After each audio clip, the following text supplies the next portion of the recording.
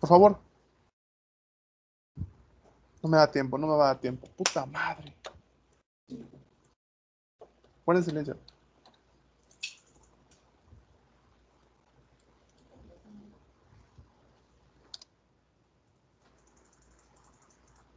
Unidad 2, contratos.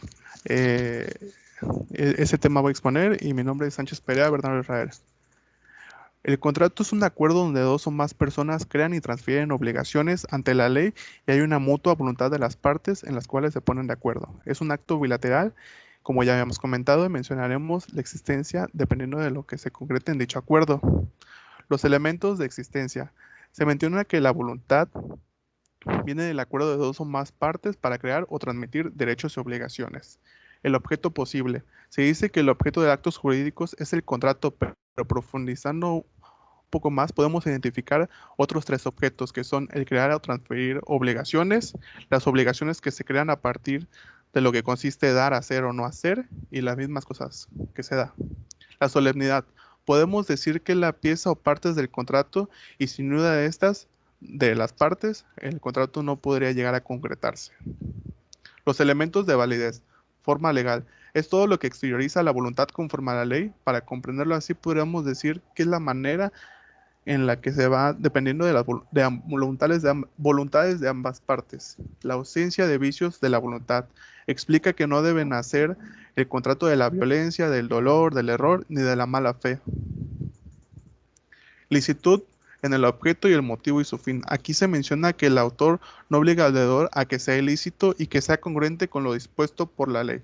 La capacidad de conceptos y clases es la forma en que una de las personas tiene la aptitud para hacer valer sus derechos y obligaciones y para hacer uso de ellas. Son de tipo de goce y la de ejercicio, y en estas el titular de los derechos y obligaciones hace valer sus derechos. El civil, la clasificación civil. Es un tipo de contrato que puede ser entre particular o el Estado para fines mediamente privados. El mercantil. Se dice que son de naturaleza privada, pero su contenido menciona que se refieren en su mayoría a actos de comercio. Los laborales y administrativos están regidos por la ley de orden público, al contrario de las civiles, en la que las estipulaciones quedan dentro de las normas o límites legales. Los contratos preparatorios y definitivos. El preparatorio es el que se manifiesta con la intención de que hay un definitivo, o sea, de un segundo contrario, y el definitivo es con el que se determina la relación de ambas partes. Los contratos bilaterales y unilaterales. El bilateral se menciona en ambas partes para la prestación de sus servicios mutuamente, y en el unilateral es donde las partes crean obligaciones. El contrato unilateral y el acto unilateral. Un contrato siempre es de dos o más voluntades, y el acto jurídico unilateral lo podríamos mencionar como un testamento porque una de las partes da su voluntad hacia la otra. El contrato oneroso y gratuito. El oneroso menciona que hay provecho de por medio de una de las partes, y el gratuito donde el provecho es solo de una. Podríamos decir que se sacrifica uno y el otro no, y en el otro de las dos partes se sacrifican equitativamente para sacar un provecho mutuo. Los contratos aleatorios o conmutativos. Los aleatorios son los que al momento de concretarse se sabrá el resultado si este será beneficioso para una o ambas partes. Y el conmutativo es donde se sabe desde un principio el resultado económico. Los contratos consensuales, reales, formales y solemnes. Los consensuales se menciona que estos actos son perfectos dado que la voluntad de ambas partes se celebra con el consentimiento de la ley y no exige ni una forma especial. En los reales se dice que no solo se realiza la declaración de voluntades, sino que estas van acompañadas de una cosa.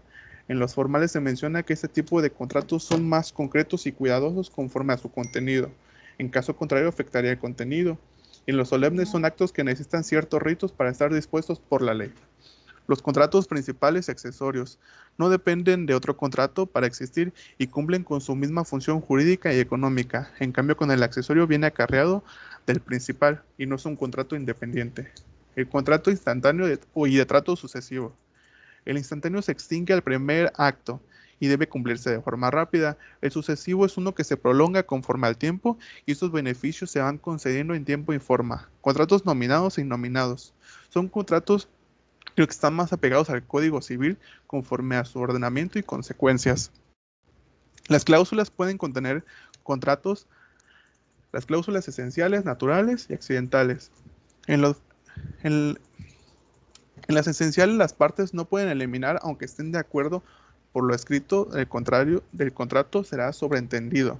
En las naturales, estas cláusulas se pueden suprimir en un contrato mediante cláusula expresa, por lo que nada son las cosas naturales que dan sobreentendimiento. Y en las accidentales son cláusulas de las mismas partes que crean. La interpretación de los contratos es la forma de expresión en la voluntad de las partes de manera clara. Y el problema es cuando hay una forma clara y la interpretación no se toma de forma precisa. La interpretación en la cual interviene el mediador del contrato es analizada con detenimiento la intención de cada una de las partes al explorar las intenciones de las partes al realizar un contrato. Y esta era de voluntad real o interna. Y las voluntades de las partes predominan sin previa visión.